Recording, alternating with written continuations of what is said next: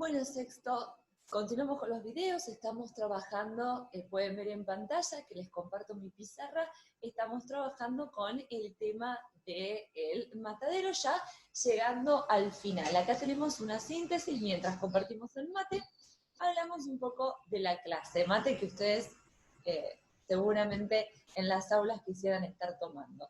Lo compartimos de esta manera y continuamos con la lectura. En el primer núcleo narrativo de este relato, tuvimos una inundación, copiosa inundación, y estamos en Cuaresma, por lo tanto, la Iglesia pide la abstinencia de la carne. Para una población tan carnívora, esta carencia de carne empieza a generar revuelos. El restaurador proclama un decreto para que entren 50 novillos al matadero. Entran esos 50 novillos y en este primer núcleo se describe el cuadro del lugar, las clases sociales, se presenta el enfrentamiento entre federales y unitarios, Rosas la mazorca, que es el grupo de tortura que responde a Rosas, Mata 7, el carnicero, el juez de la casilla y del matadero, y la chusma, que es la clase social que se describe a través de animalizaciones como las arpías, las serpientes, las feas de las fábulas, se describe a la clase social. Segundo núcleo narrativo, leímos en el video número 7 las fechorías del toro, ese toro tan bravío que se escapa y que genera tanto revuelo con el asesinato, la decapitación del niño, una escena bastante cruel e inhumana dentro de este cuento, y la discusión sobre los genitales de este toro. Tercer núcleo narrativo, que es lo que vamos a leer en este video, es la tortura del unitario, y por último vamos a ver la postura del autor. Vamos a tratar de llegar, pero me parece que nos va a llevar 2 videitos más. Les comparto entonces ahora el relato nuevamente. Aquí habíamos quedado. En 2x3 estuvo desollado, descuartizado, colgado en la carreta el maldito toro. Mata 7 colocó el matambre. Esto es lo último que habíamos leído. Más de repente, cuando todos se estaban yendo, permiso para el mate, más de repente, la ronca voz de un carnicero gritó: «Allá viene un unitario», y al oír tan significativa palabra, toda aquella chusma se detuvo como herida de una impresión subitánea. ¿No le ven la patilla en forma de U? Los unitarios tenían afeitada la barba en forma de U, por aquí abajo. No trae divisa, punzó, el color rojo que yo les dije, ni luto en el sombrero por la muerte de la heroína. Perro unitario, es un cajetilla. Miren de dónde viene la palabra y el significado de cajetilla. Es un cajetilla. Montencilla como los gringos, la mazorca con él, la tijera, es preciso sobarlo. Trae pistolas por pintar. Todos estos cajetillas unitarios son pintores como el diablo. ¿A qué no te le animás, Mata 7? ¿A qué no? ¿A qué sí? Mata 7 era hombre de pocas palabras y de mucha acción, tratándose de violencia, de agilidad, de destreza en el hacha, el cuchillo o el caballo, no hablaba y obraba. Lo habían picado, prendió la espuela a su caballo y se lanzó a brinda suelta al encuentro del unitario. Era este un joven como de 25 años, más o menos la edad que tenían estos jóvenes intelectuales que les conté de la generación del 37, de 25 años, de gallarda y bien apuesta persona, que mientras salían en borbotón de aquellas desaforadas bocas las anteriores exclamaciones, trotaba hacia barracas, muy ajeno de tener peligro alguno.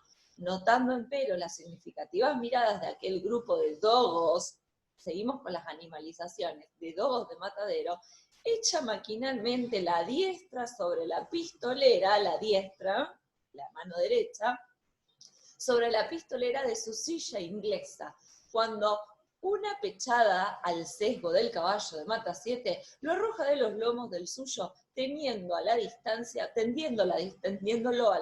boca arriba y sin movimiento alguno. ¡Viva Mata 7! Exclamó toda aquella chusma, cayendo en tropel sobre la víctima como los caranchos rapaces sobre la osamenta de un buey devorado por el tigre. Seguimos con el tema de las animalizaciones.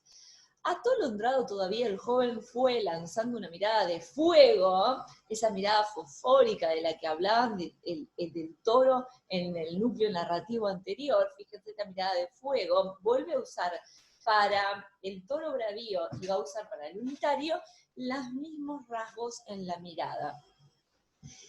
Sobre aquellos hombres feroces. Feroces es un adjetivo que se usa para las fieras, para los animales feroces, no para los humanos. Hacia su caballo, que permanecía inmóvil no muy distante, a buscar en sus pistolas el desagravio y la venganza. Mata7, dando un salto, le salió al encuentro y con fornido brazo, haciéndolo de la corbata, le tendió en el suelo, tirando al mismo tiempo la daga de la cintura y llevándola a su garganta como si fuera a degollar a un animal. Una tremenda carcajada y un nuevo viva estretorio volvió a victoriarlo. ¡Qué nobleza de alma! ¡Qué bravura de los federales, siempre en pandilla, cayendo como buitres sobre las víctimas inertes! Fíjense la diferencia entre el vocabulario y el léxico del unitario con el de los federales. ¡Qué nobleza de alma, qué bravura los federales! Siempre en pandilla cayendo como buitres sobre la víctima inerte. Hay una coloquialidad y lo vamos a ver en el ensayo de Gamerro, cuando hablemos del nacimiento de la literatura argentina, una expresión mucho más cuidada, exageradamente cuidada, en la forma de hablar del unitario en relación a los federales para marcar esa diferencia abismal entre un bando y el otro bando, y las representaciones culturales de uno y las representaciones culturales del otro. Degüéllalo, Mata7, quiso sacar las pistolas, degüéllalo como al toro. Pícaro unitario, es preciso tuzarlo. Tiene buen pescuezo para el violín, tocale el violín, mejor es La Resbalosa. La Resbalosa era una canción muy popular entre los federales en esa época. Probemos, dijo Mata7, y empezó sonriendo a pasar el filo de su daga por la garganta del caído, mientras con la rodilla izquierda le comprimía el pecho y con la siniestra, la mano izquierda, le sujetaba por los cabellos. No, no le degüellan, exclamó de lejos la voz impotente del juez del matadero que se acercaba a caballo. A la casilla con él, a la casilla, preparen la mazorca y las tijeras. Mueran los salvajes unitarios y viva el restaurador de las leyes. ¡Viva Mata7! ¡Mueran, vivan! Repitieron en coro los espectadores y atándole codo con codo, mosquetitirones entre vociferaciones, injurias, arrastraron al infeliz joven al banco del tormento como los sayones al Cristo. Recuerden, hoy hay otra referencia a una cita bíblica, de la misma manera en que Jesús fue arrastrado para que cargue su cruz. La sala de la casilla tenía en su centro una gran y fornida mesa, de la cual no salían los vasos de bebida y los naipes, sino para dar lugar a las ejecuciones y torturas de los sayones federales del matadero. Notábase además en un rincón otra mesa chica con recado de escribir y un cuaderno de apuntes y porción de sillas entre las que resaltaban un sillón de brazos destinado para el juez. Un hombre, soldado en apariencia, sentado en una de ellas, cadentaba el son de la guitarra La Resbalosa, sonada de inmensa popularidad entre los federales, cuando la chusma, llegando en tropel al corredor de la casilla, lanzó en pellones al joven unitario hacia el centro de la sala. «A ti te toca La Resbalosa», gritó uno. «Encomienda tu alma al diablo, estás furioso como un toro montarás. Ya le amansará el palo, es preciso sobarlo, por ahora verga y tijera, si no, la vela, mejor será la mazorca». Fíjense que acá se puede ver muy bien la comparación entre los lenguajes y empieza la tortura. Vamos a ver con Gamerro, cuando hablemos del nacimiento de la literatura argentina, cómo retoma este párrafo, este diálogo, para hablar de que el nacimiento de la literatura argentina en este cuento es el nacimiento a través de la violencia y justamente la de una violación, que es lo que intentan hacer, según la lectura de Gamerro, con este unitario. yo les voy hablando no en sí de lecturas muy personales mías, sino que les voy comentando cuáles son las lecturas de los críticos en relación a el relato. En este caso, estoy refiriendo, volviendo, haciendo referencia a un crítico literario, Carlos Gamerro, que se los presenté ya en el ensayo de el escritor irlandés y la tradición, y que es el próximo que vamos a leer y que va a retomar este cuento. Silencio y sentarse, exclamó el juez, dejándose caer sobre su sillón. Todos obedecieron mientras el joven de pie, encarando al juez, exclamó con voz preñada de indignación: «Infames sayones, ¿qué intentan hacer de mí?». «Calma», dijo sonriendo el juez, «no hay que encolerizarse, ya lo verás». El joven, en efecto, estaba fuera de sí de cólera.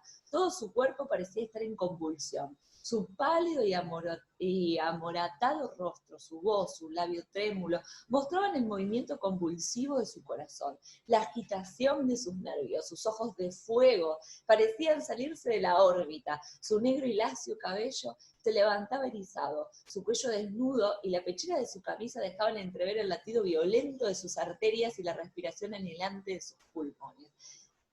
Acorralado como lo estaba el toro. «¿Tiemblas?», le dijo el juez. «De rabia, porque no puedo sofocarte entre mis brazos. ¿Tendría fuerza y valor para eso? Tengo de sobra voluntad y coraje para ti, infame.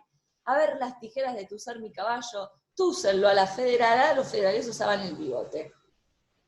Dos hombres le asieron. Vino de la ligadura del brazo, otro de la cabeza, y en un minuto cortaronle la patilla que poblaba toda su barba por lo debajo, con risa estrepitosa de sus espectadores. «A ver», dijo el juez, «un vaso de agua para que se refresque». «Uno de hiel te haría yo beber, infame», le contesta el unitario. Un negro petizo púsole al punto delante con un vaso de agua en la mano. Diole el joven un puntapié en el brazo y el vaso fue a estrellarse al techo, salpicando el asombrado rostro de los espectadores. «Este es incorregible. Ya lo domaremos». «Silencio», dijo el juez. «Ya estás afeitado a la federala, solo te falta el bigote». «Cuidado con olvidarlo. Ahora vamos a cuentas. ¿Por qué no traes divisa?». «Porque no quiero». «¿No sabes que lo manda el restaurador? La librea es para vosotros, esclavos, no para los hombres libres». Y acá lo acusa, lo increpa, diciéndole que en realidad es un esclavo de Rosas. «A los libres se les hace llevar a la fuerza». «Sí, a la fuerza y la violencia bestial. Esas son vuestras armas, infames, el lobo, el tigre, la pantera, también son fuertes como vosotros. Deberías andar como ellos, en 4 patas». Y el unitario los animaliza y en realidad, de manera muy directa, les dice: ustedes son unos animales que deberían caminar en 4 patas y no en 2. «¿No temes que el tigre te despedace? Lo prefiero a que maniatado me arranquen como el cuervo uno a una las entrañas». «¿Por qué no llevas el luto en el sombrero de la heroína?». «Porque lo llevo en el corazón por la patria que vosotros habéis asesinado, infames. ¿No sabéis que así lo dispuso el restaurador? Lo dispusisteis vosotros, esclavos, para lisonjear el orgullo de vuestro señor y tributarle vasallaje infame». El vocabulario se vuelve cada vez más intelectual y más culto. Vamos a ver cómo cómo se desarrolla y termina este diálogo. «Insolente, te has embravecido mucho, te haré cortar la lengua si chistas. Abajo los calzones a este mentecato cajetilla y a nalga pelada del de verga, bien atado a la mesa». Apenas articuló esto el juez, 4 sayones salpicados de sangre suspendieron al joven y lo tendieron largo a largo sobre la mesa, comprimiéndole todos sus miembros. «Primero de eso, degollarme que desnudarme, infame canalla». Atáronle un pañuelo por la boca y empezaron a tironear sus vestidos. Encogíase el joven, pateaba, hacía rechinar los dientes. Tomaban ahora sus miembros la flexibilidad del junco, ahora la dureza del fierro, y su espina dorsal era el eje del movimiento parecido al de la serpiente. Gotas de sudor fluían por su rostro grandes como perlas, echaban fuego sus pupilas, su boca espuma, y las venas de su cuello y frente negreaban en relieve sobre su blanco cutis como si estuvieran repletas de sangre. Se movía intentando escaparse de las ataduras porque lo iban a desnudar. «Átenlo primero», exclamó el juez. «Está rugiendo de rabia», articuló un sayón. En un momento liaron sus piernas en ángulo a los 4 pies de la mesa, volcando su cuerpo boca abajo. Era preciso hacer igual operación con las manos, para lo cual soltaron las ataduras que las comprimían en la espalda. Sintiéndola libres, el joven, por un movimiento brusco en el cual pareció agotar todas sus fuerzas y vitalidad, se incorporó primero sobre sus brazos, después sobre sus rodillas, y se desplomó al momento murmurando: «Primero degollarme que desnudarme, infame canalla». Sus fuerzas se habían agotado. Inmediatamente quedó atado en cruz y empezaron la obra de desnudarlo. Entonces un torrente de sangre brotó borbollando de la boca y las narices del joven, y extendiéndose empezó a caer a chorros por entre ambos lados de la mesa. Los sayones quedaron inmóviles y los espectadores estupefactos. «Reventó de rabia el salvaje unitario», dijo uno. «Tenía un río de sangre en las venas», articuló otro. «Pobre diablo, queríamos únicamente divertirnos con él y tomó la cosa demasiado a lo serio», exclamó el juez, frunciendo el ceño de tigre. «Es preciso dar parte, desátenlo y vamos».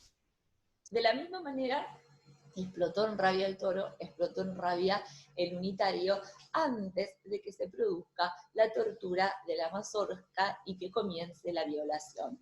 Toda esa rabia contenida hizo que el unitario muriera en el momento en que lo estaban atando. Con la misma naturalidad, el niño fue llevado al cementerio, fue desatado el unitario. Y llegamos al final. Verificaron la orden, echaron llave a la puerta y en un momento se escurrió la chusma en pos del caballo del juez, cabizbajo y taciturno. Los federales habían dado fin a una de sus innumerables proezas. Vamos con el cierre, con la clara opinión del autor. En aquel tiempo los carniceros, degolladores del matadero, eran los apóstoles que propagaban a verga y puñal la Federación Rosina. Y no es difícil imaginarse qué federación saldría de sus cabezas y sus cuchillas. Llamaban ellos salvaje unitario, conforme a la jerga inventada por el restaurador, patrón de la cofradía, a todo el que no era degollador, carnicero, ni salvaje, ni ladrón, a todo hombre decente y de corazón bien puesto, a todo patriota ilustrado, amigo de las luces y de la libertad. Y por el suceso anterior puede verse a las claras que el foco de la federación estaba en el matadero. Bien, llegamos al final de este relato, súper apasionante. Espero que los comentarios que les hice les hayan servido y, por supuesto, que continuamos compartiendo las clases, el mate y estos encuentros, y ya vamos a hacer un próximo encuentro virtual en el que podamos hablar y ustedes tengan la palabra. Fin, entonces, de este